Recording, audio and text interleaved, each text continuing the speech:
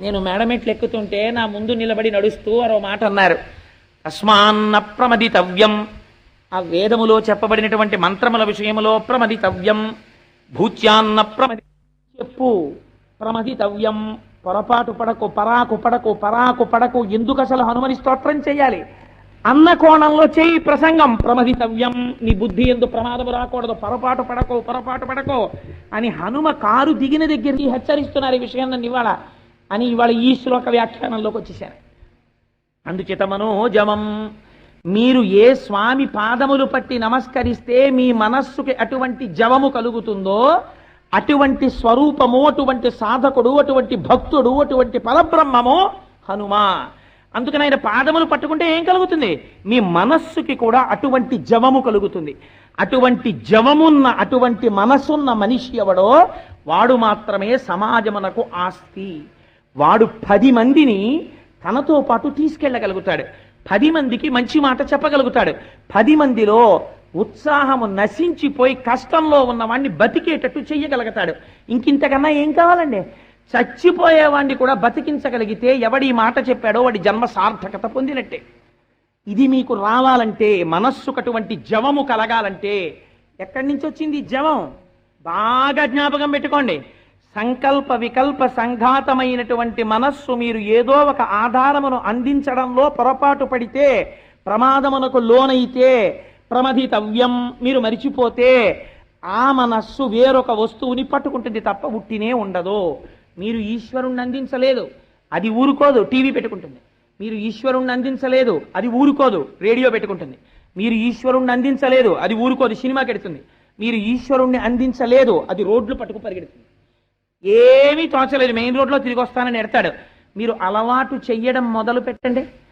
12 స్కంధములు భాగవతం తెచ్చుకుని మీ ఇంట్లో పెట్టుకుని, నేను ప్రతిరోజు 50 పేజీలు భాగవతం అసుర సంధ్య వేళలో నమస్కారం చేసుకుని, నేను సంధ్యావందనం చేసుకున్న తరువాత 1 కప్పు కాఫీ స్నానానికి ముందు తాగేసి, లేనిపోని ప్రమాదాలు తెచ్చేసుకోక్కర్లేదు, కాఫీ కూడా తాగక్కర్లేదా అనకండి.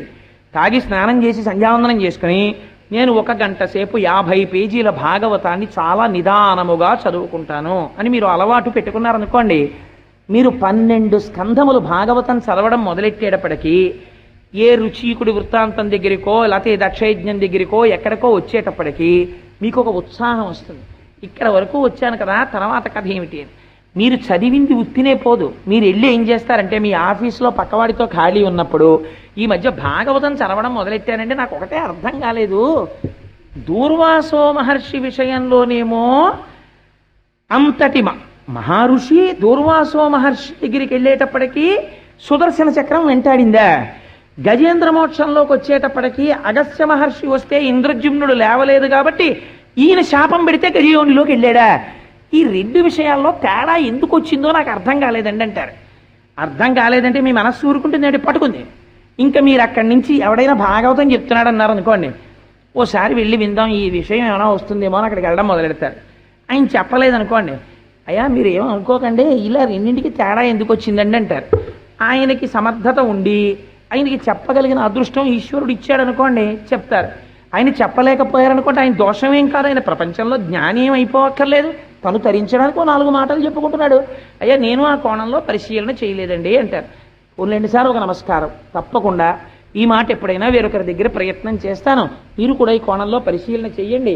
మనోజవం, మనస్సుకి వినగలిగిన శక్తినివ్వగలిగినటువంటి వాడి గురించి వింటూ, అందుచేత స్వామి కథ వినేటప్పుడు మనోజవం అని ఎందుకంటున్నానంటే, మీరు మనస్సుకి ఒక ఆశ్రయాన్ని, ఒక ఆధారాన్ని ఇవ్వడం అలవాటు చేశారనుకోండి, మీరు మనస్సుకి ఒక ఆశ్రయాన్ని ఇవ్వలేదనుకోండి, ఆశ్రయాన్ని ఇవ్వకపోతే ఏమవుతుందంటే అది వెతుక్కుంటుంది. అది వెతుక్కుందనుకోండి మిమ్మల్ని ఇంద్రియాలకి లోను చేసేస్తుంది. ఇంద్రియాలకి ఏవి ఇష్టమో అటు ఎడుతుంది. కళ్ళెప్పుడు దేవాలయానికి వెళ్ళమనవు, టీవీ చూడమంటాయి. అటు తిరిగిందనుకోండి జన్మ వృధా అవుతుంది. మీరు ఈశ్వరుణ్ణి అందించారనుకోండి, దానికి తీసుకొచ్చి మీరు భాగవతాన్ని రామాయణాన్ని అందించడం మొదలుపెట్టారనుకోండి, చూశారా ఎంత పరీక్ష పెట్టేశారో హనుమ, వెంటనే ఓ పరీక్ష పెట్టారు. మనస్సుకు ఆధారం నేనని చెప్తున్నావు కదా, ఇంకోటి కూడా చెప్తే ఒప్పుకుంటావా చూస్తానన్నారు. అందుకని మీరు ఈశ్వరుణ్ణి అందించారనుకోండి, అది ఈశ్వరుడి వైపుకే తిరిగిందనుకోండి, తిరిగితే ఏ వస్తువుని పట్టుకోవడం వల్ల మీరు ఉన్నతిని పొందుతారో. మనస్సుకి ఒక బలహీనత ఉంది, దాని తప్పు ఉండదు. మీరు రోజు భాగవతం అలవాటు చేశారనుకోండి, మీరు రోజు భాగవతం చదవకుండా పడుకోండి. అయ్యో ఇవాళ నేను భాగవతం చదవలేదు, ఇవాళ నేను భాగవతం చదవలేదు, ఏదో తప్పు చేశాను అంటుంది. మీరు భాగవతం 12 స్కంధాలు ఉత్సాహంగా చదవడం అలవాటు చేసుకున్నారనుకోండి, 12 స్కంధాలు అయిపోగానే అమ్మయ్య దిక్కుమాలను కూడా వదిలిపోయింది అనరు. భాగవతం చదివానండి అంటే ఎవరో ఏనంటాడు, ఒక 6గురిని పిలిచి చక్కగా బ్రాహ్మణులకు భోజనం పెట్టండి, భాగవతం చదివారు కదా అంటాడు. మీ ఇంట్లో అనుకోకుండా భాగవతం చదివారు, మీ ఇంట్లో ఓ ఫంక్షన్ జరిగినాడు భోజనం పెట్టడం గొప్ప విషయం ఏంటండి? 12 స్కంధముల భాగవతాన్ని ఈశ్వరుడు నా చేత చదివించాడండి, వచనమే. కానీ పోతన గారి భాగవతాన్ని వచనంలో చదివాను. 12 స్కంధములకు గుర్తుగా ఒక 12 మంది బ్రాహ్మణులకు సమారాధన చేసుకుంటున్నాను.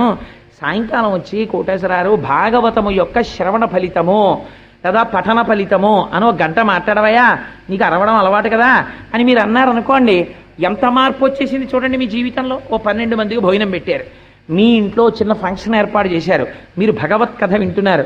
ఇక్కడతో వదిలేస్తుందా? భాగవతం చదివేసి అలా వదిలేయడం ఏంటి? రామాయణం కూడా చదువుదాం అంటారు. అని రామాయణం మంచిది ఎక్కడ దొరుకుతుందండి వ్యాఖ్యానం అని తిరుగుతారు. అనుకోకుండా రామాయణం అంటున్నారు. ఇవి చదవడం వల్ల మీరు ఎక్కడో ఏదో వెళ్ళి చెప్తూ ఉంటారు, ఎవరితోనో పంచుకుంటూ ఉంటారు, ఏదో మాట్లాడుతుంటారు. మీరు ఇవి చెయ్యండి, ఎంత మార్పు వచ్చేస్తుందో. మా రామచంద్రమూర్తి గారు చాలు గొప్ప సాక్ష్యం. వాళ్ళ ఇంటికి వెళ్ళండి, దివాకర్ల వెంకటావధాని గారి సౌందర్యలహరి క్యాసెట్లు కోటేశ్వరారు అంటారు, లేకపోతే కోటేశ్వరారు ఫలానా గురువు గారండి ఆయన పుస్తకం అండి అంటారు. నిజంగా కాపవరం ఎంత సంస్కృతి కలిగిన గ్రామం. కానీ ఇప్పుడు నేను కాపవరాన్ని పొగిడితే వేరేలా అనుకుంటాను. అందుకని నాకు చాలా నచ్చిన విషయం ఏంటంటే భగవంతుడితోటి అనుబంధం పెట్టుకోవడం. అందుచేత మీరు ఈశ్వరుణ్ణి అందించడం చేత మనస్సు ఉన్నతిని పొందుతుంది. ఆ ఉన్నతిని పొందడం, మీరు ఏ వస్తువు అందించాలో ఆ వస్తువు అందించాలి. అది హనుమ నేర్పుతారు. సర్వకాలముల యందు రాముణ్ణి అందించారు హనుమ మనస్సుకి. ఏ స్థితిని పొందారు? భవిష్యత్ బ్రహ్మ అయ్యారు, చిరంజీవి అయ్యారు. మీరు హనుమ పాదాలు పట్టుకుంటే హనుమ మీకు అదే అందిస్తారు. మనోజవం, మీ మనస్సుకి జవమును అందించగలిగిన వస్తువుని మీకు ఇస్తారు. సో అందుచేత చాలా టైము మనోజవంకే అయిపోయింది. మనోజవం మారుతతుల్య వేగం, ఇదో గమ్మత్తైన మాట. మారుత అంటే వాయువు, తుల్య వేగం ఆయనతో సమానమైనటువంటి గాలితో తుల్యమైన వేగము కలిగినటువంటి వాడు. ఆల్ రైట్, ఏమవుతుందండి దానివల్ల? ఏమిటి ప్రయోజనం? వాయువు ఎంత వేగంగా వెడుతుంది అంటే ఎవరని చెప్పలేము, అంత వేగంగా వెళ్ళిపోతుంది గాలి. గాలి కన్నా వేగంగా వెళ్ళగలిగినటువంటిది ఏది? మనస్సు. గాలి కన్నా వేగంగా వెళ్ళగలిగినటువంటి మనస్సు వెళ్ళకూడని చోట్లకు అన్నింటికీ వెళ్ళిపోతున్నప్పుడు నిన్ను అలా వెడుతున్న వాడివని గుర్తించగలిగిన వాడు ప్రపంచమునందు వేరొకడు ఉండడో. జ్ఞాపకం పెట్టుకో. నువ్వు వెళ్ళకూడని ప్రదేశానికి శరీరంతో వెళ్ళావనుకో, మందలించే పెద్దలు కనబడితే మందలిస్తారు, అయ్యా ఎందుకురా ఇలాంటి చోట్ల తిరుగుతావు అని అడుగుతాడు. కానీ నువ్వు దేవాలయంలో కూర్చున్నావు, మనస్సుతో వ్యభిచారం చేస్తున్నావు. రామకృష్ణ పరమహంస ఒక కథ చెప్తుండేవారు. ఒక ఆవిడ వ్యభిచారం చేస్తుండేది, ఎదురుగుండా ఇంట్లో ఒక సాధు పురుషుడు ఉంటుండేవాడు. ఈ వ్యభిచారిని అనుకునేది, చూడరా తెల్లవారుజామున లేచాడు, గంగకి వెళ్ళాడు, స్నానం చేశాడు, హాయిగా పూజ చేసుకుంటున్నాడు, శిష్యులు వస్తారు, వాళ్ళందరికీ బ్రహ్మసూత్రాలు చెప్తాడు, వేదం చెప్తాడు, భగవత్కర చెప్తాడు, సాయంకాలం అవుతుంది భజన చేస్తాడు, హాయిగా ఇంత ప్రసాదం తింటాడు, పడుకుంటాడు. ఎంత అదృష్టవంతుడు, నా జన్మ ఉంది, ఎందుకు వచ్చిన దిక్కుమాలిన జన్మ? ఓ గంగకి వెళ్ళనా? ఎక్కడికెడతాను? ఎప్పుడు ఏ విటుడు వస్తాడా అని చూస్తాను, ఈ జన్మ ఇలాగే పాడైపోయింది కదా అనుకునేది. ఆయన అనుకునేవాడు, అదిగో చూసావా వచ్చేసాడు కారులో ఎవడో, అయిపోయాడు, సాలిగుట్లో చిక్కుకుపోయాడు, వీడు భ్రష్టుడైపోతాడు అని ఎవరు వస్తున్నారో ఎవరెడుతున్నారో ఇవన్నీ ఆయన కిటికీలోంచి చూస్తుండేవాడు. ఇద్దరి శరీరాలు పడిపోయాయి. ఆవిడ్ని తీసుకెళ్ళడానికి ఈశ్వరుని యొక్క దూతలు వచ్చారు, ఈయన్ని తీసుకెళ్ళడానికి యమదూతలు వచ్చారు. అదేమిటండి, నేనేమో కాషాయం కట్టుకుని ఇంత కష్టపడ్డాను, ఇంత అల్లరి చేశాను, ఇంత ధ్యానం చేశాను, నాకు యమదూతలు వచ్చారు, వ్యభిచారిణిని తీసుకెళ్ళడానికి ఈశ్వర దూతలు వచ్చారు, తేడా ఏమని అడిగాడు. అడిగితే, అయ్యా శరీరము వ్యభిచార గృహంలో ఉన్న మనస్సు భగవంతుని యందుంది, నీ యొక్క శరీరము పూజాగృహంలో ఉన్న నీ మనస్సు వ్యభిచార గృహంలో ఉంది. మనస్సు కౌంట్, మనస్సుని తిప్పడానికి పూజ. అందుకే సహస్రనామం నమః నమః నమః నమః. ఎందుకు? మనస్సుని భగవంతుడి దగ్గరికి తీసుకెళ్ళడానికి ఎక్సర్సైజ్ అది. మీ మనస్సు ఎక్కడ కూర్చున్నా ఈశ్వరుడి దగ్గరికి వెళ్ళగలిగిన స్థితి వచ్చిందనుకోండి, అప్పుడు మీరు అభ్యున్నతిని పొందినట్టు. మీరు గుళ్ళోకి వెళ్ళి కూర్చున్న దిక్కుమాలిన కబుర్లే చెప్పి, ఓ ఫంక్షన్కి వెళ్ళినా కబుర్లే చెప్పి, అసలు మీకు మౌనం లేదు, ఈశ్వరుడి గురించి ఆలోచన లేదు, ధ్యానం లేదు. సదాశివ బ్రహ్మేంద్ర యోగి అస్తమానం భగవత్ కథలే చెప్పేవారు. చెప్తున్నా కూడా ఎక్కువ అదే మాట్లాడుతున్నారని గురువు గారికి ఫిర్యాదు చేస్తే గురువులు అన్నారు, నువ్వు అసలు మౌనం పాటించవా అన్నారు. జీవితంలో మాట్లాడన్నారు సదాశివ బ్రహ్మేంద్ర యోగి, ఇక మాట్లాడలేదు. సో ఎందుకు చెప్తున్నానంటే మనస్సు అనేటటువంటిది అంత ప్రధానం. మీరు మనస్సుతో ఏం చేస్తున్నారు అన్నది ఎవరికీ తెలియదు. నేను ఇంత భగవత్కథ చెప్పచ్చు, మీరందరూ ఏమనుకుంటారు, కోటేశ్వరరావు గారంతటి పుణ్యాత్ముడు ఎక్కడున్నాడండి అని నేను వస్తుంటే నాకు నమస్కారాలు చేస్తారు. కానీ నేను మనస్సుతో ఏ పాపకార్యాలు చేస్తున్నానో మీకు ఎవరికైనా తెలుసా? మీకు ఎవరికి తెలియదు. అంటే దిక్కుమాలనాడా నువ్వు అలాంటి పనులు చేస్తున్నావా అని అనకండి. అంటే ఒక ఉదాహరణ, నీచోపమానం వేరొకరి మీద పెట్టకూడదు కాబట్టి నా మీద పెట్టుకున్నాను. ఒకవేళ నా యందు అటువంటి పాపములు ఏమైనా ఉంటే అటువంటివి చేయకుండా నన్ను స్వామి ఉద్ధరించుగాక తప్ప నేను చేస్తున్నానని చెప్పట్లేదు. నీచోపమానం వేరొకరి మీద పెట్టకూడదు, అందుకుని నా మీద పెట్టుకుంటాను. సరే, అందుచేత ఇది ఎవరు పసిగట్టగలరు? పసిగట్టలేరు. మనస్సు వేగము అంత తొందరగా వెళ్ళిపోతుంటుంది, నీకే తెలీదు నీ మనస్సు వెళ్ళిపోతుంది అక్కడికి. అందుకని దీన్ని ఉద్ధరించగలిగిన వారు హనుమతిద్దగలరు. తరువాతది మరుతతుల్య వేగం, చాలా గాలి అంత వేగంతో వెడతారట. ఎవరు? హనుమ వెడతారు. అయితే హనుమ అంత వేగంగా వెడతారు, వాట్ ఇఫ్ మీకేమిటి ప్రయోజనం? ఎందుకు మీకేమిటి కలిసి వస్తుంది చెప్పండి? హనుమ వాయువంత వేగంతో వెడతారండి, అది మీరు చెప్పారు. అయ్యా నువ్వు వాయువంత వేగముతో వెళ్ళగలిగిన వాడవు, దానివల్ల మీకేమిటి ప్రయోజనం అంటే మీకు ఒక ఉదాహరణ చెప్తాను. ఒక వ్యక్తికి ఓ 100 డిగ్రీలు జ్వరం వచ్చింది అనుకోండి.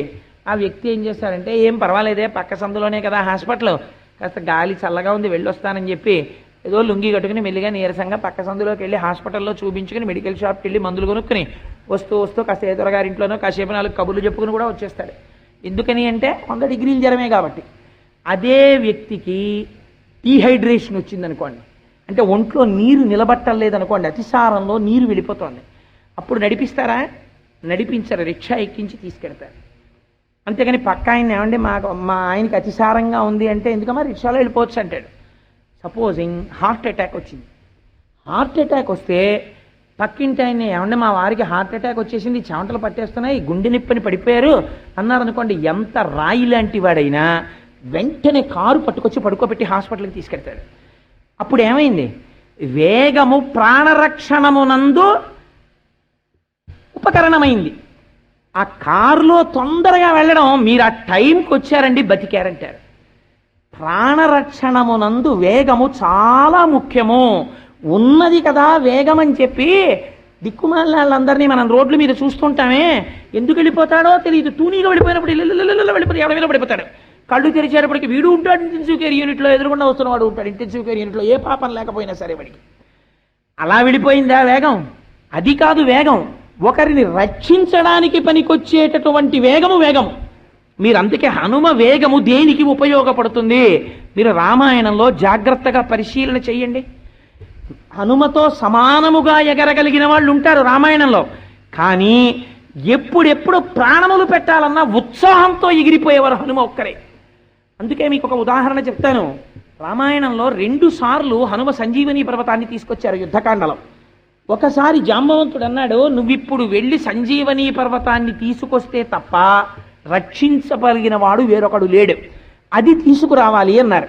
ఈ సంజీవని పర్వతాన్ని ఓ 6 నెలలు పట్టుకొచ్చారనుకోండి హనుమ.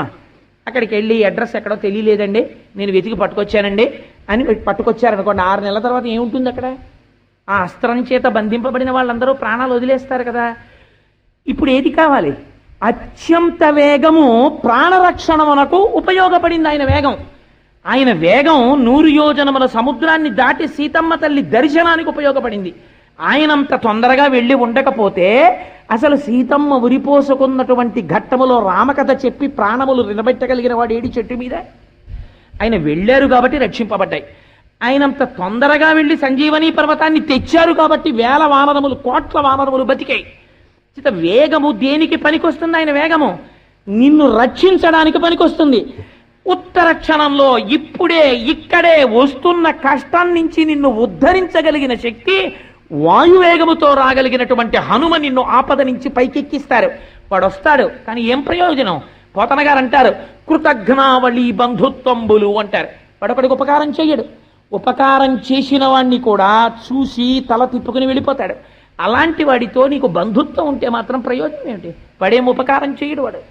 కానీ నువ్వు స్వామి హనుమా అని అన్నారనుకోండి, ఎదురుగుండా పటం కూడా అక్కర్లేదు.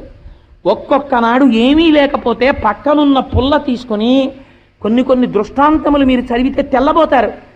మహా కష్టంలో ఉన్న వాళ్ళు, భయానికి లోనైపోయిన వాళ్ళు ఏం చెయ్యాలో తెలియకపోతే చీపురు పుల్ల తీసి ఇసుకలో హనుమ అని రాసి హనుమ హనుమ హనుమ హనుమ హనుమ అంటే, లేకపోతే శ్రీ ఆంజనేయం ప్రసన్నాంజనేయం శ్రీ ఆంజనేయం ప్రసన్నాంజనేయం శ్రీ ఆంజనేయం ప్రసన్నాంజనేయం అని కూర్చుంటే అలా అనడంలో తెలియకుండా మీరు, అందుకే ఆంజనేయ నామానికి ఉన్న గొప్పతనం అదే.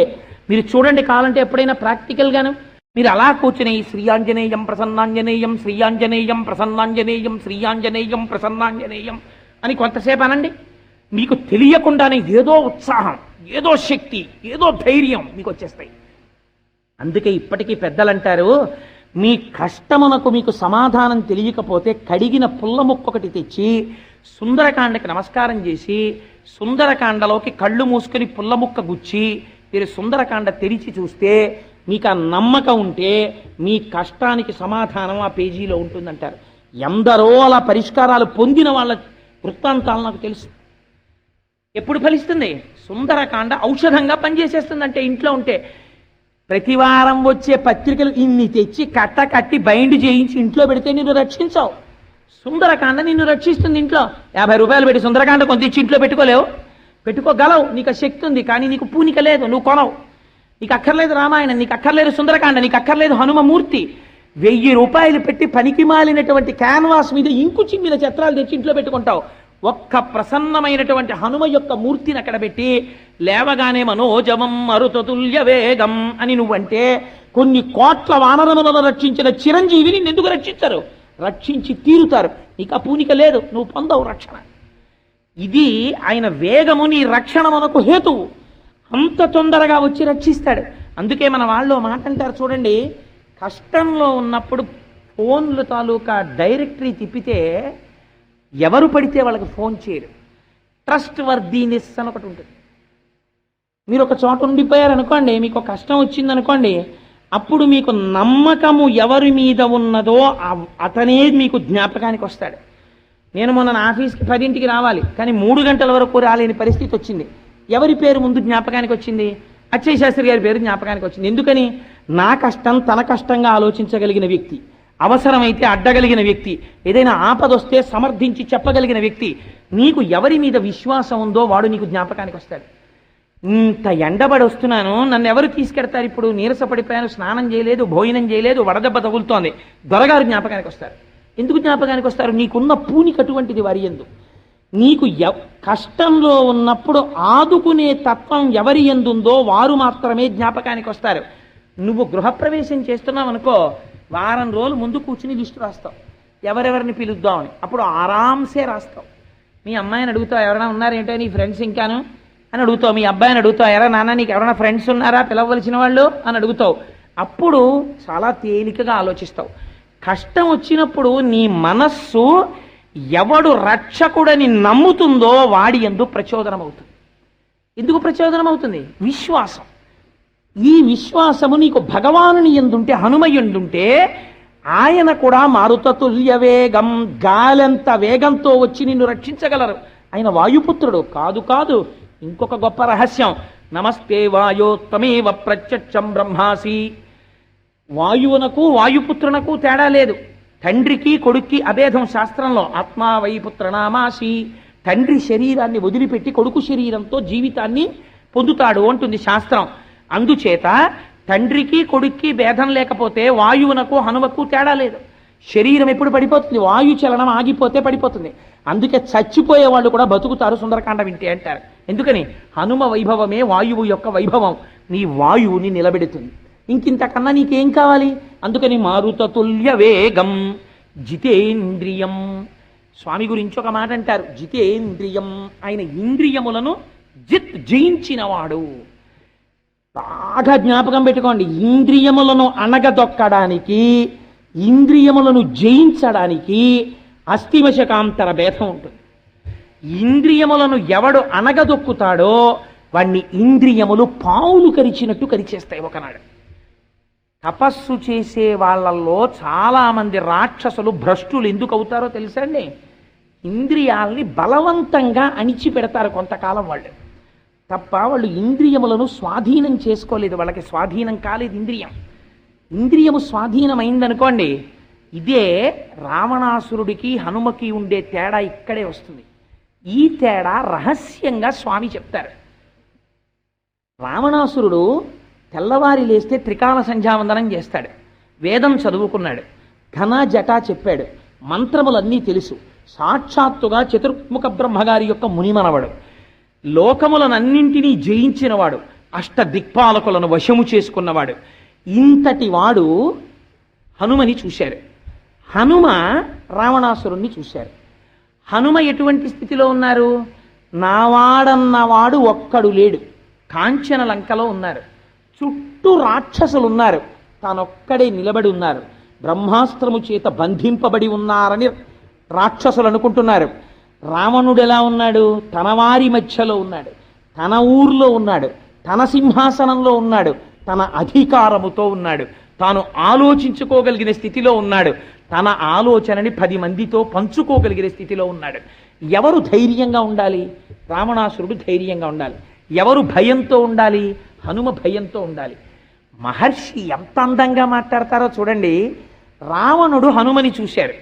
శంకాహృతాత్మా దధ్యౌచా కపీంద్రం తేజసామృతం కిమేష భగవాన్ నంది భవేత్ సాక్షాద్విహాగత ఏన శప్తోస్మి కైలాసే మయా సంచలితే పురా అన్నాడు వాడు. వాడికి భయం వేసింది అన్నాడు. భయం వేయడం ఏమిటండి?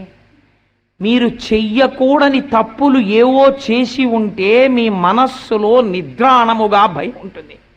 నేను చేసిన పాపం సామాన్యమైంది కాదు, కట్టి కుడిపేసే పాతకాలు చేశాను.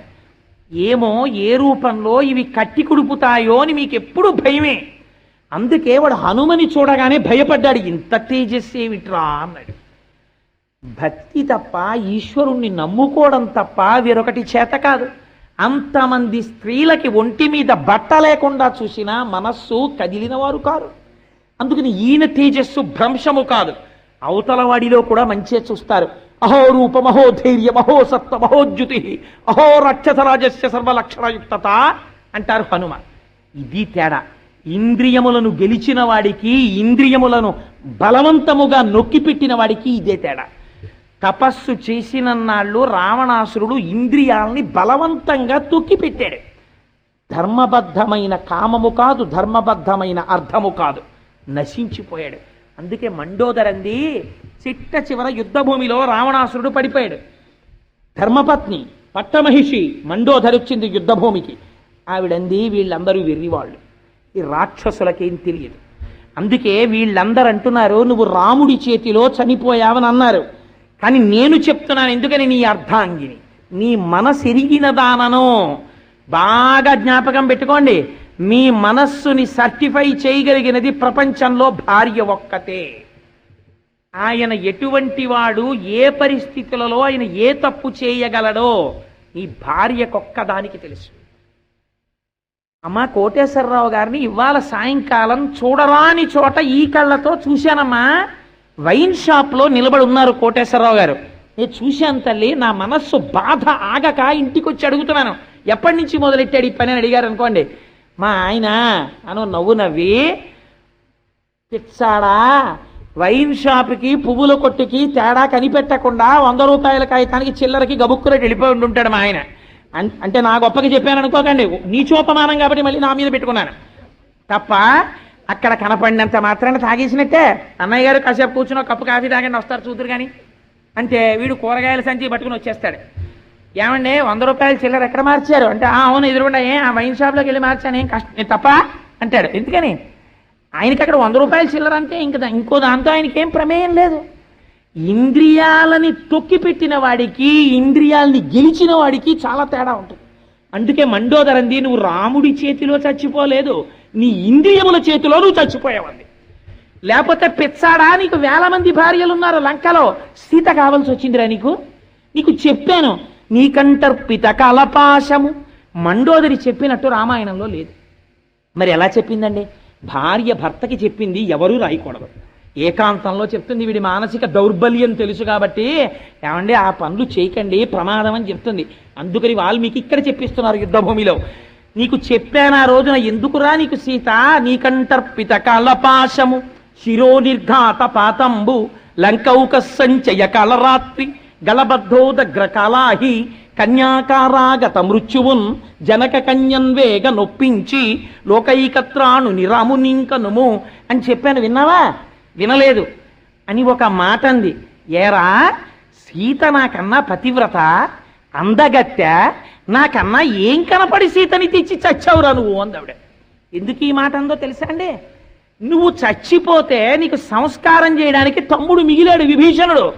రేపు నేను చచ్చిపోతాను, నాకెవడిని మిగిల్చావురా నువ్వు అని అడిగింది ఆవిడ. ఇంద్రజిత్తు లాంటి కొడుకుని కన్నాను, కానీ మిగిల్చావా?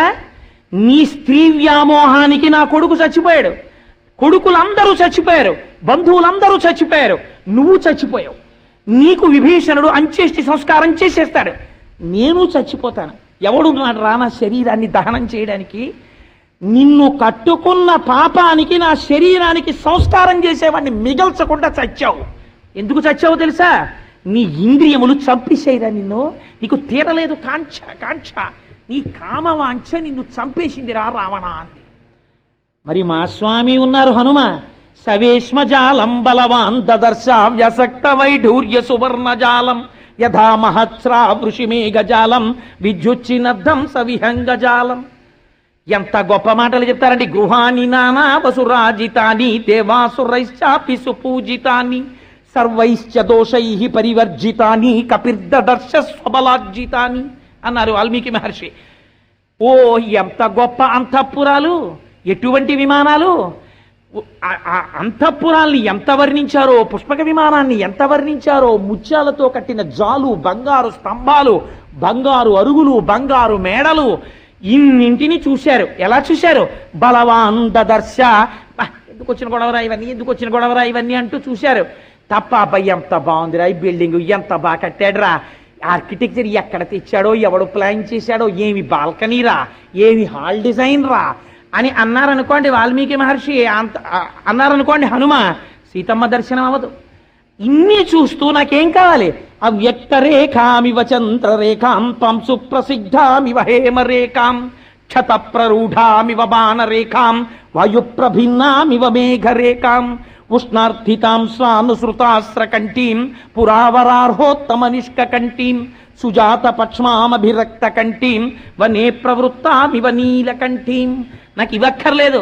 మా అమ్మ కన్నుల వెంట నీరు కారుతుండగా అయ్య కట్టినటువంటి దీర్ఘమైన మంగళసూత్రంతో నల్లని కన్నులతో రామ రామ రామ అని తపస్సు చేస్తున్న సీతమ్మ దర్శనం కాలేదేమని వీటిని చూడకుండా ఉంటే సీతమ్మ అన్వేషణ జరగదని చూశారు తప్ప చూడడమునందు ఇష్టము లేకుండా చూస్తూ వెళ్ళిపోయారు. ఇది ఇంద్రియములను గెలవడం అంటే. ఇంద్రియాని బలిష్టాని యుక్తాని మానద అపక్వశ్య ప్రకుర్వంతి వికారాం స్థాననేకశ అంటాడు మహానుభావుడు వేదవ్యాసుడు దేవీ భాగవతంలో. ఇంద్రియములు చాలా బలిష్టమైనవి. పిచ్చవాడా, లోకములన్నీయున్ గెలిచినాడ ఇంద్రియానీకము చిత్తమున్ గెలువనేరవు నిన్ను నిబద్ధు చేయు భీషణ శత్రులార్వుర ప్రభిన్నుల చేసిన ప్రాణికోటిలో నీకు విరోధి లేడొకడు నేర్పున చూడుము తనవీశ్వర అంటారు పోతన గారు ప్రహ్లాదోపాఖ్యానంలో. అందుచేత ఎవరు పరమశత్రువులు? ఇంద్రియములు పరమశత్రువులు. ఎప్పుడు ఏ క్షణంలో కాటు వేయించేస్తాయో తెలియదు. అటువంటి ఇంద్రియములను గెలిచాడనేమిటి గుర్తు? తను ఎక్కడికి వెళ్ళాడో జ్ఞాపకం ఉండదు. తను ఎంతంత అంతఃపురాల్లోకి వెళ్ళాడో జ్ఞాపకం ఉండదు. అక్కడ ఏమేమి ఉన్నాయి జ్ఞాపకం ఉండదు. ఏం జ్ఞాపకం ఉంది? ఆ ఇంట్లో ఎక్కడో పెట్టిన ఒక భగవన్మూర్తి జ్ఞాపకానికి ఉంది. ఆ ఇంట్లో కట్టుకున్న ఒక చిన్న పూజా మందిరం జ్ఞాపకానికి ఉంది. ఆ ఇంట్లో వాడుకుంటున్న ఆచమన పాత్ర జ్ఞాపకానికి ఉంది. ఆ ఇంట్లో ఆవిడ పట్టు చీర కట్టుకుని నడిచొస్తుంటే ఆవిడలో లక్ష్మీ దర్శనం చేసి ఆ తల్లి నిజంగానే నడిచొస్తుంటే లక్ష్మీదేవి దర్శనం పొద్దున్న చేసినట్టే ఉంటుంది అంటాడు. ఈ దర్శనం ఎక్కడుందో దాని యందు ఇంద్రియముల యొక్క జయము ఉన్నది. అందుకే గురువులు శిష్యుణ్ణి ప్రశ్న వేసి చూస్తారు, ఎక్కడ ఆగుతున్నాడు వీడి దృష్టి అని. అంటే యాక్షన్ 500 కాదు, నిజంగా వాడి మనస్సులోకి ఇవి ఏవి వెళ్ళకూడదు. కామ క్రోధశ్చ లోభశ్చ దేహే తిష్టంతి తస్కరాః జ్ఞానరత్నాపహారాజా తస్మాత్ జాగ్రత్త జాగ్రత్త అంటారు మహానుభావుడు శంకర భగవత్పాదులు. ఎప్పుడొచ్చి కాటేసేస్తాయో తెలియదు, ఎప్పుడొచ్చి కబళిస్తాయో తెలియదు. బలవంతంగా తొక్కిపెట్టి తపస్సు చేశాడు రావణాసురుడు, గెలిచారు హనుమ. అందుకే స్వామి సువర్చలా సహిత ఆంజనేయ స్వామి సంతానం చూపించండి ఉండదు. ఎందుకని? గృహస్థాశ్రమంలో ప్రవేశించకపోతే పైన మహానుభావులు ఉన్నారు, హేమగర్భుడున్నాడు, పింగాక్షుడున్నాడు, కేసరి ఉన్నారు, తాను 4వ తరంలో ఉన్నారు. తన ముందు ఉన్నటువంటి ముత్తాత తాత తండ్రి తరించాలి. గృహస్థాశ్రమంలోకి వెళ్ళారు, ఆవిడ అటువంటిదే. అందుకే ఆవిడ హనుమని స్వీకరించింది. ఇద్దరికీ ఎప్పుడూ ఈశ్వరానుగ్రహం, రామనామ జపం తప్ప కామమే లేదు, సంసారమనందు కోరిక లేదు. ఇలా తరించిపోగలిగినటువంటి వారు హనుమ. ఎంతమంది కాంతలు చుట్టూ ఉన్నా ఆఖరికి ఒకళ్ళని ఒకళ్ళు పెనవేసుకు పడుకుంటే అన్యోన్య భుజసూత్రేణ స్త్రీమాలా ఘృత హిస మాలేవ ఘృతితా సూత్రేషు శుభే మత్త షట్పద నచాకులీనా నచహీన రూప నదక్షిణానా నుపచారయుక్త భార్యాభవత్తస్య నహీన సత్వ నచాపి కాంతస్య నకామనీయ. కొన్ని వేల మంది పితృదేవతల కాంతలు, యక్ష గంధర్వ కిన్నెర కింపురుష కాంతలందరినీ తెచ్చి భోగించి ఆవుల మధ్య ఆబోతు పడుకున్నట్టు పడుకున్నా ఇంకా స్త్రీల మీద వ్యామోహం ఉన్నవాడు రావణాసురుడు. ఎక్కడుంది వాడి తపస్సు? భ్రష్టమైపోయినప్పుడే. అందుకే సీతమ్మ తల్లి ఒక మాట చెప్పేసింది, యజ్జతాదరతి శ్రేష్ఠ. ఇక్కడ ఎవరైనా మంచి మాట చెప్పేవాడు లేడా? చెప్పినా నువ్వు వినవా? నీకు తెలుసు కానీ ఆచరణలో ఉండదా అని అడిగింది. అందుచేత ఎవడి యొక్క కామము చేత వాడు నశించిపోతున్నాడు ధర్మభ్రష్టమైపోతే. అందుచేతనే జితేంద్రియం, మహానుభావుడు ఇంద్రియములను గెలిచినటువంటి వాడు. ఏమండి అంతవరకు ఎందుకండి? కామము వరకు ఎందుకు మాట్లాడతారు? నాలుకని గెలవండి చూస్తాను. ఎవడికి మరణమైనా ఎక్కడి నుంచి వస్తుందో తెలుసా? మరణమునకు రాజద్వారము నాలుకే. మరణం ఎక్కడి నుంచి వస్తుందంటే నాలుక వల్లే వచ్చేస్తుంది. అందుకే శాస్త్రం ఏం చెప్పిందో తెలుసా అండి? అన్నము అని పిలిచింది. అన్నము అని, అన్నం తింటాను అన్నం పెట్టు అన్నం పెట్టు అంటాడు. ఎంతటి వాడైనా ఏమంటాడంటే అన్నం పెట్టవే అన్నం పెట్టవే అంటాడు. అన్నము అంటే అర్థం ఏమిటో తెలుసా అండి? 2 అర్థాలు చెప్పారు. నీవు తినునది కొంతకాలము తరువాత నిన్ను తినునది. ఎందుకని? నువ్వెందుకు తింటావంటే ఇది ఈశ్వరానుగ్రహంగా ప్రసాదంగా. నువ్వు ఎప్పుడైనా భోజనం చేసేటప్పుడు సత్యం తర్తేన పరిశించామి అని తిప్పి తింటే అది ఈ శరీరము నిలబడి శరీరములో ఉన్న శక్తి ఈశ్వరానుగ్రహము కొరకు వెచ్చింపబడాలని తిన్నది ప్రసాదం. నువ్వు రుచులు తెలుసుకోవడానికి తినడం మొదలుపెట్టావు. ఎన్ని రకాలుగా వండుకొని తినచ్చో నీకు అలవాటైంది. తింటే ఏమవుతుంది? దీనికొక్కదానికే కావాలి చురుక్కు. బాగా జ్ఞాపకం పెట్టుకోండి, శరీరంలో కంఠము రుచిని అడగదు, దీనికి అక్కర్లేదు. What ever you throw inside it just gives a passage in to the stomach. మీరు ఇందులో కాగితపు ఉండపెట్టి మింగండి, కంఠానికి ఏం సంబంధం ఉండదు, లోపలికి వదిలేస్తుంది కడుపులోకి. మీరు పాలు పొయ్యండి ఆకలిస్తున్నప్పుడు, 2 గ్లాసులు పాలు తాగారనుకోండి, దిక్కుమాలినాడా పాలే పోసావు అని కడుపు ఏం అడగదు, జీర్ణం చేస్తుంది. మీరు అందులోకి ఇవాళ నేను వ్రతంలో ఉన్నాను, నేను దీక్షితుడనై ఉన్నాను, అందుచేత కేవలము ఇవాళ నీకు ఫలములను పెడుతున్నాను అని మీరు పళ్ళు పెట్టారనుకోండి, మీరు పళ్ళు తిన్నా త్రేయించి నిండినది అంటుంది. కానీ అబ్బా 2 రోజులైందే నీ చేతి వంట తిని అంటాడు. ఎందుకని? దీనికి లొంగాడు, దీనికి అలవాటు పడింది. దీనికి కాసేపు కమ్మగా ఉండాలి ముందు పప్పు, తర్వాత ఇంకొక రకమైన చురుక్కు ఉండాలి వంకాయ మెంతికారం పెట్టిన కూర, ఆ తర్వాత మళ్ళీ గుమ్మలు ఆడిపోవాలి ఇంగు పూ పెట్టిన పులిహార. ఇలా రుబ్బితే అక్కడ రోట్లో రుబ్బుతుంటే మా అమ్మమ్మ ఇక్కడ ఆకలేసేదే అంటాడు. పచ్చి విచ్చిలాడుతూ కొబ్బరి ముక్కలు మళ్ళీ మెత్తగా ఉండకూడదు, మిక్సీలో రుబ్బితే ఇష్టం అంటాడు. పాపం 10:30కి ఆఫీస్కి వెళ్ళాలి, దిక్కుమాలినాడు కోరిక మిక్సీలో వేస్తే మళ్ళీ ఇలా అంటాడు మధ్యాహ్నం అని. పాపం రోలు లేకపోతే ఎదురింట్లోకి వెళ్ళి ఎందుకు లేవే ఉట్టినే పైకి అంటాడు, చెయ్యి పెడుతుంది ఇందుకే నీకు అంటాడు. కానీ మధ్యాహ్నం కొబ్బరి పచ్చడి తినచ్చు రోట్లోదని ఎంత సంతోషం. రోట్లో పచ్చడి ఇష్టమండి అంటాడు. ఒక్కొక్కడిని చూడండి, ఆ రోట్లో రుబ్బి పాపం ఈవిడ ఎండలో పట్టుకొస్తే అప్పుడు దీన్ని మధ్యాహ్నం ఆ రోట్లో పచ్చడి ఎంత తృప్తో. ఇవన్నీ ఎవరికి కావాలి చెప్పండి? యథార్థానికి నాలుకకి కావాలి. దీనికి ఎడిక్టెడ్ అంటారు, అలవాటు పడిపోతుంది కొన్నాళ్ళకి. ఒకనాడు డాక్టర్ గారు అంటారు, ఏమయ్యా అప్పుడు ఓపిక ఉంది, పచనం చేసింది, ఇప్పుడు ఓపిక తగ్గిపోయిందయా, పచనం చెయ్యలేదు, కొంచెం తగ్గించండి మేస్టారు అంటాడు. తగ్గించడం ఎవడి చేతిలో ఉంది? వీడి చేతిలో ఎప్పుడో పోయింది. దీనికి ఇచ్చాడు పవర్ అంతాను. ఇది అంటుంది, నోరు మొయ్యి, ఇవాళ పెళ్ళికి వచ్చాం, ఎలా వండారో చూసావా, బ్రహ్మాండమైన కొత్త చింతకాయ పచ్చడి చేశారు, బీపీకి ఏముందిరా ఇవాళ 8-25 2 వేసుకుందాం ఉంటుంది. కొత్త చింతకాయ పచ్చడి తినేస్తాడు. ఇంటికి వెడతాడు, పడిశం పట్టేస్తుంది, దగ్గు, బీపీ ఎక్కువైపోతుంది, తల తిప్పు. ఇంకక్కడి నుంచి మళ్ళీ డాక్టర్ గారి దగ్గరికి పరుగు. ఆయన ఏం అడుగుతాడు ముందు? ఏం తిన్నారేంటి అంటాడు. అప్పుడు కొంచెం అటు ఇటు ఎవరు లేరు కదా అని చూసి, కొత్త చింతకాయ పచ్చడి తినేశానండి అంటాడు. మరి అలా అయితే ఎలాగండి, కొంచెం తగ్గించండి అంటే డాక్టర్ గారు పాప అంతకన్నా ఏమంటాడు, ఆయన మాత్రం రోజు ఇంటికి వచ్చి కూర్చుంటాడు వంటింట్లో. కాబట్టి ఏమవుతుంది, మెల్లమెల్లగా మెల్లమెల్లగా దీన్ని అలవాటు చేసి నిన్ను తినడం మొదలెడుతుంది, బీపీని పెంచుతుంది. కొన్నాళ్ళకి దీన్ని తృప్తిపరిచాని నువ్వు అనుకుంటావు, నిన్ను అది తినేస్తుంది. దీర్ఘాయుర్దాయమునకు ప్రధాన కారణం ఏం చెప్తారో తెలుసా అండి? రసేంద్రియ నిగ్రహమును చెప్తారు. వాళ్ళు రుచి కోసం తినరు. 9:30కి ఇంటికి వస్తే మహానైవేద్యం పెట్టినటువంటి ఘుమఘుమలాడిపోతున్న పులిహార అని పెట్టినా సరే, ఎంత నిష్కర్ష అంటే పొద్దున్న 4 ఖర్జూర పళ్ళే తప్ప ఓ చెంచాడు పులిహార ప్రసాదం కాబట్టి కళ్ళకద్దు వేసుకుంటారు, కానీ మా దొరగారు నోట్లో పులిహార తినరే. అది రసేంద్రియాన్ని గెలవగలగడం. అలా గెలిస్తే ఒక్క నాలుకని గెలవండి చూస్తాను, అంత తేలిక.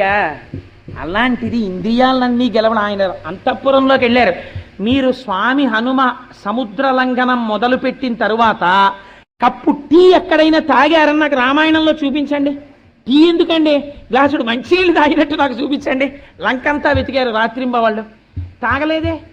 ఎక్కడ ఆయనకి ఇంద్రియముల మీద వ్యామోహం అంటే అక్కడ దొరకలేదు సార్, టీ ఇచ్చేవాళ్ళు లేడు కాబట్టి ఆయన తాగలేదండి అని మీరు అంటారేమో. దివ్యా ప్రసన్నాసురా వివిధ కృతసురా అపి శర్కరాసవమాద్వీపా పుష్పాసవ ఫలాసవా దదర్శ హరిషార్తూలస్తస్య రక్షపతే గృహే. ఎన్ని వర్ణించారు? నెమలి మాంసం, కోడి మాంసం, మేక మాంసం, గొర్రె మాంసం, గోడ మీద బల్లి మాంసం తప్ప అన్ని వండించి పెట్టారు అక్కడ. సువాసనలు తల్లి పిల్లాన్ని పిలిచినట్టు పిలిచాయి. అయినా తినలేదే హనుమ, తాగలేదే హనుమ. సీతమ్మ మాత్రమే నాకు ధ్యేయం, ఆవిడని వెతకడమే నాకు కావాలి, ఇవన్నీ నాకు అక్కర్లేదని వెళ్ళిపోయారు. అటువంటి వారు. అందుకని జితేంద్రియం ఇవన్నీ ఒకెత్తండి. అసలైన ప్రైక్షోట్ ఉంది, ఇవన్నీ నిగ్రహించచ్చు. తీసుకొచ్చి అంతా అయిపోయిన తర్వాత అయా ఈ 50,000 ఉంచుకోండి కట్టలు కళ్ళ ముందు మెరిసిపోతుండగా 1000 రూపాయల కట్టలు పట్టుకొచ్చి ఇక్కడ పెట్టారనుకోండి ఎవరైనా, అయ్యో ఏమిటి 2 రోజులు ఉపన్యాసం చెప్తే 50,000 నెక్స్ట్ నాకు డబ్బులు అలవాట్లేదండి, 50,000 పెట్టి నేను మళ్ళీ వచ్చే సంవత్సరం వచ్చేటప్పటికే హనుమ యొక్క దేవాలయానికి బంగారు మకర తోరణం చేయించండి అని చెప్పి 50,000 పక్కన పెట్టి దిగిపోయి నేను వెళ్ళిపోయి ఇంటికి వెళ్ళి వాళ్ళందరూ ఉన్నారు ఇక్కడ ఇచ్చారు ఇంకెక్కడన్నా ఇస్తే బాగుండేదని ఇలా ఆ వేళ్ళు విరిచేసుకున్నారు అనుకోండి, ఏమిటి ఉపయోగం? మీరు మళ్ళీ దీని గురించి ఎప్పుడు మీకు జ్ఞాపకం రాలేదనుకోండి, రాకపోతే అప్పుడు మీరు జితేంద్రియం మనస్సుని గెలిచినట్టు. ఎవరెదురొచ్చారండి సముద్రం దాటుతున్నప్పుడు హనుమకి? మైనాకుడు వచ్చాడు, బంగారు పర్వత శిఖరములు ఎదురొచ్చాయి. ఎదురొచ్చి నిపత్య మమ శృంగేషు విశ్రమస్య యథాసుఖం, ఒక్కసారి మా దగ్గర వాలి చక్కగా 4 పళ్ళు తిని బంగారు శిఖరముల మీద పడుకుని హాయిగా విశ్రాంతి తీసుకో అన్నారు అనుకోండి. అంటే అబ్బా చాలా బాగుంది అని చెప్పి అక్కడ దిగిపోయారు అనుకోండి హనుమ, అయిపోయిందంటే సుందరకాండ. ఇంకా అక్కడతో ఇంకేముండదు, ఇంకెగర్రు. ఆయనేమన్నారు? మధ్యే లవణతో యస్య విఘ్నోయమితి నిశ్చయ. సముద్రం మధ్యలో బంగారు పర్వతం ఏమిట్రా, ఇది తప్పకుండా విఘ్నమే. అందుకని వరసాపాతయామాస జీమూత విమమారుత కొట్టావతల మారేస్తారని వక్షస్థలంతో కొట్టి చూర్రం చేసేశారు. అంతేగాని నేను ఫలానా చోటుకి వెళ్ళినప్పుడు నాకు ఎయిర్ కండిషన్ రూమ్ ఇచ్చారండి, ఏసీ కార్ ఇచ్చారండి, నన్ను ఎంత గౌరవంగానో చూసేవారండి, ఉపన్యాసాలు ఇక్కడి నుంచి అక్కడే చెప్పుకుంటాను, ఇక్కడ చెప్పను, మైకు లేదు, పురుగులు వచ్చేస్తున్నాయి, అలా నన్ను చూడటం లేదు అని చెప్పి మానేశారనుకోండి, ఇంకా మీరు భగవత్కర చెప్పడానికి మీకు యోగ్యత ఏముంది? యోగ్యత లేదు. రెండింటి యందు తుల్యమును మీరు పాటిస్తే అది అనుభవించడం ఈశ్వర ప్రసాదం, ఇది అనుభవించడం ఈశ్వర ప్రసాదం అని మీరు అనగలిగితే అప్పుడు మీరు పూనికతో ఉన్నట్టు. అందుకే ప్రతిబంధకం వచ్చింది హనుమకి. వెంటనే మైనాకుడితో వదిలిపెట్టలేదు, సురసు వచ్చింది, నిన్ను మింగుతానంది. ప్రహృష్టవదన శ్రీమాన్ ఇదం వచనమబ్రవీత్. అంతే సంతోషంతో మాట్లాడారట. అమ్మ మింగేస్తావా? మింగే, ఏం పర్వాలేదు. కానీ ఏమిటో తెలుసా, ఒక్క చిన్న పనుందమ్మా. ఏమిటో తెలుసా అది? రాజా దశరథో నామ రథ కుంజరమాజిమాన్ దశరథ మహారాజు గారి పుత్రుడైనటువంటి రామచంద్రమూర్తి అరణ్యవాసానికి వెళ్ళారు.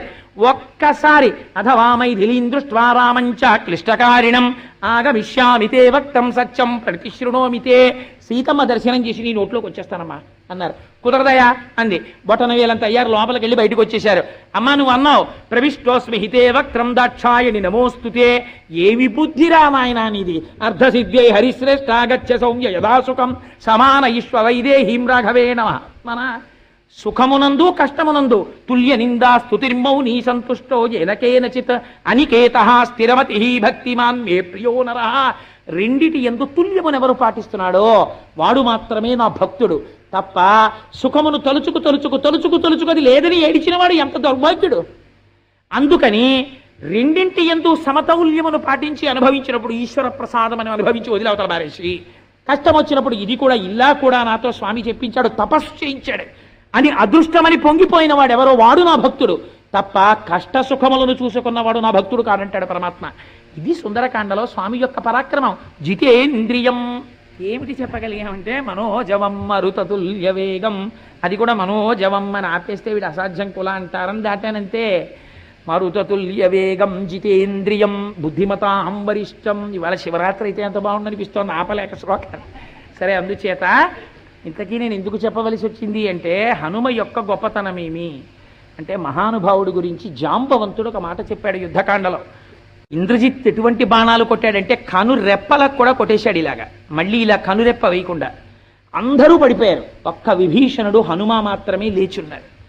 విభీషణుడు కాగడా పట్టుకుని వెతుకుతున్నాడు, మన వాళ్ళు ఎక్కడ పడిపోయారో చూసొద్దాన్ని రమ్మని. ఒక్కొక్కడిని వెతుకుతూ పెద్ద ఆయన జాంబవంతుడి దగ్గరికి వచ్చారు. పడిపోయి ఉన్నాడు జాంబవంతుడు. జాంబవంతుడిని చూసి విభీషణుడు అన్నాడు, నాయనా జాంబవంత, నువ్వు కూడా ఇలా పడిపోయావా? నేనెవరో గుర్తుపట్టావా అన్నాడు. సాధారణంగా పడిపోయిన వాడిని ముందే ఏమంటామండి, ఆయనకి స్పృహ ఉందో లేదో నన్ను గుర్తుపట్టారా మాస్టారు అంటారు. వెటకారం అయితే మాస్టర్ మేము గుర్తున్నామా అంటారు. అందుకని ఆయన దగ్గరికి వెళ్ళి నన్ను గుర్తుపట్టావా అన్నాడు విభీషణుడు. అంటే ఆయన అన్నాడు, నాయన ఇంద్రజిత్తు నా కను రెప్పల మీద కూడా బాణం కొట్టాడురా, నా ప్రాణములు శోషించిపోయాయి, అందుకని నేను కను తెరిచి నిన్ను గుర్తుపట్టగలిగిన శక్తి ఇప్పుడు లేదు. ఎందుకని చూసినా కన్ను నీరసపడిపోయింది, గుర్తుపట్టలేదు. కానీ నీ కంఠధ్వని చేత నిన్ను గుర్తుపడుతున్నాను, నువ్వు విభీషణుడు అనుకుంటున్నాను అన్నాడు. అంటే అవును తాత నేను విభీషణుడను అన్నాడు. అంటే జాంబవంతుడు అన్నాడు, ఇంటికి పెద్ద ఆయన లాంటి వాడు జాంబవంతుడు అంటే బ్రహ్మగారి అంశ, ఆయన ఆవలిస్తే పుట్టాడు ఆయన. వానరేంద్రం మహేంద్ర భయింద్రో వాలినమూర్జితం అంటారు బాలకాండలో. దేవతాంశలతో వచ్చారు వాళ్ళు. అటువంటి జాంబవంతుడు అన్నాడు, ఏ మహానుభావుణ్ణి తన గర్భవాసము చేయించిన తదుపరి కన్నదో, అలా కనడము చేత తాను పునీతురాలైనదో అటువంటి అంజనాదేవి యొక్క కుమారుడైన ఆంజనేయుడు కుశలమా? ఒక బిడ్డణ్ణి పొందితే, ఒక మహాభక్తుణ్ణి పొందితే, ఒక లోకోపకారిని చూస్తే ముందు ఏమంటారో తెలుసా అండి? అయ్యా మిమ్మల్ని కన్నా మీ అమ్మగారు ధన్యురాలండి అంటారు. అందుకే పోతన గారు మాట అంటారు, ఎందుకురా కలుగనేటికి తల్లుల కడుపు చేటు, పాపం వాళ్ళని బాధ పెట్టడం తప్ప ఎందుకురా నీ జన్మ? ఎప్పుడైనా భగవంతుణ్ణి స్మరించావురా? చేతులారంగ శివుని పూజింపడేని, నోరు నొవ్వంగ హరికీర్తి నుడువడేని, దయయు సత్యంబులోనుగా తలపడేని, కలుగనేటికి తల్లుల కడుపు చేటు అంటారు. ఇది హనుమ యొక్క ప్రాజ్ఞత. జాంబవంతుడు ఏమన్నాడో చూడండి, అటువంటి అంజనాగర్భ సంభూతుడైనటువంటి ఆంజనేయుడు కుశలమా అన్నారు. అంటే విభీషణుడు అన్నాడు, తాత పరాకుపటావు, ఎవరి గురించి అడగాలి? ఇక్ష్వాకు వంశ సంజాతుడై ఎవరి ధర్మము చేత ఇవాళ సేతువు కట్టబడిందో, ఎవరు సాక్షాత్తుగా రామో విగ్రహవాన్ ధర్మ సాధు సత్యపరాక్రమ అని పిలవబడ్డాడో, ఎవడు 14,000 మంది రాక్షసుల్ని ఒక్కడు నిహతుల్ని చేశాడో, ఎవడు ధర్మమూర్తియో అటువంటి రాముడు కుశలమా అని అడగాలి. అటువంటి రాముణ్ణి అనుగమించి నిస్వార్థంగా వచ్చిన లక్ష్మణుడు కుశలమా అని అడగాలి. లేదా వానరరాజు సుగ్రీవుడు కుశలమా అని అడగాలి. యువరాజు అంగదుడు కుశలమా అని అడగాలి. వీళ్ళందరినీ వదిలి ఆంజనేయుడు కుశలమా అని అడిగావు. ఇది నువ్వు తెలిసి అడిగినదేనా, ఏమైనా మర్మమున్నదా అని అడిగాడు. అడిగితే ఆయన అన్నాడు నవ్వి జాంబవంతుడు, తస్మిన్ జీవతి వీరేతు హతమప్యహతం బలం హనుమాన్ జుజిత ప్రాణే జీవంతోపి వయం హతాహ. నాయనా నేను ఎందుకు ఈ మాట అన్నానో తెలుసా విభీషణ? మొత్తం సైన్యమంతా మరణించినా హనుమ ఒక్కరు బ్రతికుంటే అందరూ బతుకుతారు. మనందరం బతికుండి హనుమ ఒక్కరు శరీరం విడిచిపెట్టేస్తే మనందరం పోతాం. నాకు తెలిసి విషయం, అందుకడిగాను ఆంజనేయుడు బ్రతికున్నాడా అని అన్నారు. ఆంజనేయుడు కందుల వెంట నీరు కారుస్తూ పొంగిపోయి ఇలా ఇలా అనలేదు. తాత నీ పాదములు పట్టి ప్రణమిల్లుతున్నవాడు హనుమ అని కాళ్ళు పట్టి నమస్కరించారు. ఆయన అన్నారు, నాయన ఇక్కడ నుంచి ఉత్తర దిక్కుకి ఉత్తరక్షణం ఎగిరి విడితే సంజీవని పర్వతం ఉంటుంది, అక్కడ 4 ఓషధులున్నాయి, అందులో మృత సంజీవని అది తెస్తే చచ్చిపోయిన వాళ్ళు బతుకుతారు. రెండవది విశల్యకరణి, బాణపు ములుకులు గుచ్చుకుని స్పృహ తప్పి పడిపోయిన వాళ్ళ శరీరంలోంచి ములుకులు బయటపడిపోతాయి. సావర్ణ్యకరణి, రంగు తప్పిపోతూ మృత్యువులకు దగ్గరైపోతున్న వాళ్ళకి రంగు మారుతుంది. సంధానకరణి, ఎముక పేరంతే స్వామి. ఊరు వేగోద్ధతా వృక్షాముహూర్తం కపివన్ వజం ప్రస్థితా దీర్ఘమత్వానం సబంధు విమహాంధమాహ అని ఒక్కస పిబన్నివ బభౌచా పీసోర్మిమాలం మహార్ణవం పిపాస రివచాకాశం దదుశ్ర మహాకపి, ఒక్కసారి ఆకాశం తాగుతున్నట్టు వెళ్ళిపోయారు. అంతే, ఇంకా విభీషణుడితో మాట్లాడుతున్నారు, మళ్ళీ మెరుపులు కనబడ్డాయి, దిగిపోయారంతే పర్వతాలతోటి. ఈ ఓషధుల వాసన వచ్చింది, చచ్చిపోయిన వాళ్ళు బతికేశారు, ఎముకలు విరిగిపోయిన వాళ్ళకి అతుక్కుపోయాయి, బాణపు ములుకులు లోపల ఉన్న వాళ్ళకి ఊడి కింద పడిపోయాయి, రంగు మారిపోతున్న వాళ్ళు మళ్ళీ బతికేశారు. ఇంతమంది లేచి వీర హనుమాన్కి జై అంటున్నారు. అసలు ఆ జేజేలు కూడా వినలేదు. మళ్ళీ ఎక్కడి నుంచి తెచ్చారో పర్వతాన్ని అక్కడ పెట్టేయాలి, ప్రకృతి ఎందు భంగము లేకుండా చూసుకోవడం ఎంత గొప్పతనమో చూడండి. ఎందుకైనా మంచిది, రిజర్వులో పెట్టుకుందాం, రావణుడు చచ్చిపోయిన తర్వాత తీసుకెడదాం అనలేదు హనుమ. మళ్ళీ వీటిని పట్టుకుని మళ్ళీ ఎగిరిపోయారంతే ఉత్తరాక్షణంలో. తీసుకెళ్ళి అక్కడ పెట్టేశారు, మళ్ళీ వచ్చి ఇక్కడ నిలబడ్డారు. తప్ప చూశారా నేను తెచ్చాను అని వెళ్ళి చెప్పుకున్నట్టు మీకు రామాయణంలో కనపడదు. ఇది మా స్వామి అంటే, ఇది మా స్వామి హనుమంటే. అందుకే సీతమ్మ తల్లి పరీక్ష పెట్టింది, ఎవరొస్తారయా కోట్ల వానరములలో నువ్వు వచ్చావు, ఎవరొస్తారు చెప్పు అంది. అంటే ఆయన అన్నారు, అమ్మా ఎంత మాట అడిగావమ్మా, మధ్య శిష్టాశ్చ తుల్యాశ్చ సంతి తత్ర వనౌకసః మధ్య ప్రత్యవరః కశ్చిన్నాస్తి సుగ్రీవ సన్నిధౌ. అమ్మ, రాజాంతఃపురంలో రాజు యొక్క భార్య దగ్గరికి ఎవరినైనా పంపించేటప్పుడు రాజు దగ్గర ఉన్న పరివారములో అందరికన్నా పనికి మాలిన వాడిని పంపిస్తారు. నన్ను పంపారమ్మా నీ దర్శనానికి అంటే, నాకన్నా పనికి మాలిన వాడు సుగ్రీవుడి పరివారంలో లేరు, ఇంకా నాకన్నా అధికులున్నారు, నాతో సమానులు ఉన్నారమ్మా అన్నారు. ఏమి వినయం మా స్వామిది. అందుచేత మనోజవం మరుతతుల్య వేగం జితేంద్రియం బుద్ధిమతాం వరిష్టం వాతాత్మజం వనరయూథ ముఖ్యం శ్రీరామదూతం శిరసా నమామి. ఇన్ని గొప్ప గుణములున్నా రామచంద్రమూర్తితో అనుసంధానం చేయకపోతే ఎవడురా నన్ను పొగిడి మా స్వామి నామని చెప్పనివాడు అని చిన్నబుచ్చుకుంటాడు ఆయన. ఇది ఆయన భక్తి. అందుకని ఇన్నున్నా హనుమా నమస్కారం అంటే ఆయనకి ఇష్టం ఉండదు. శ్రీరామదూతం శిరసా నమామి. శ్రీ సీతమ్మ, రామచంద్రమూర్తి, సీతారాముల యొక్క పాదముల దగ్గర కూర్చుని వినయశీలి అయిన హనుమా రామదాసుడా అని పిలిస్తే, రామదూత అని పిలిస్తేట పొంగిపోతాట స్వామి. అందుకని శ్రీరామదూతం శిరసా నమామి అని అద్భుతమైనటువంటి ప్రార్థనా శ్లోకం. పూర్తవనే లేదు కానీ చాలదా హనుమ జయంతి సందర్భాన్ని పురస్కరించుకొని ఏకాదశి పర్వదినం నాడు అసుర సంధ్య వేళలో స్వామి హనుమ గురించి 4 మాటలు ముచ్చటించుకునేటటువంటి మహద్భాగ్యాన్ని కటాక్షింపబడమే ఈశ్వరానుగ్రహం. కానీ హనుమ గురించి స్తోత్రం చెప్పుకున్నాం గనక రామాయణం గురించి, రాముడి గురించి ఎక్కడ చెప్పామో అక్కడ హనుమ ఉంటారు. మీకే సందేహం అక్కర్లేదు, ఇవాళ సభలో హనుమ ఉన్నారు, ఎక్కడో ఉన్నారు ఆయన. అందుచేత మనందరం చేసిన ప్రార్థనకి స్వామి పొంగిపోయి ఇవాళ మళ్ళీ బయలుదేరాలి. అందుకని అందరం ఒక్కసారి స్వామి మీద నిన్నట్లాగే 5 శ్లోకాలు చెప్పి పూర్తి చేద్దాం. గోష్పదీకృత వారాసిం మశకీకృత రాక్షసం రామాయణ మహామాల రత్నం వందే అనిలాత్మజం అంజనానందనం వీరం జానకీ శోకనాశనం కపీశమక్షహంతారం వందే లంకాభయంకరం అమిషీకృతమార్తాండం గోష్పదీకృతసాగరం తృణీకృత దశగ్రీవం ఆంజనేయం నమామ్యహం మనోజవం మరుతతుల్యవేగం జితేంద్రియం బుద్ధిమతాం వరిష్టం వాతాత్మజం వానరయూధముఖ్యం శ్రీరామదూతం శిరసా నమామి. ఆపదామపహర్తారం దాతారం సర్వసంపదాం లోకాభిరామం శ్రీరామం భూయో భూయో నమామ్యహం. మంగళాశాసనపరైః మదాచార్యపురోగమైః సర్వైశ్చ పూర్వైరాచార్యైః సత్కృతాయాస్తు మంగళం. మంగళం కోసలేంద్రాయ మహనీయ గుణాత్మనే చక్రవర్తితనూజాయ సర్వభౌమాయ మంగళం. ఉమాకాంతాయ కాంతాయ కామితార్థప్రదాయినే శ్రీగిరీశాయ దేవాయ మల్లినాథాయ మంగళం. కరచరణకృతం వా కర్మ వాక్కాయజం వా శ్రవణనైనజం వా మానసం వాపరాధం విహితం వా సర్వమేత్తక్షమస్వ. శివ శివ కరుణాబ్ధే శ్రీ మహాదేవ శంభో. సర్వం శ్రీ ఉమామహేశ్వర పరబ్రహ్మార్పణమస్తు. స్వస్తి.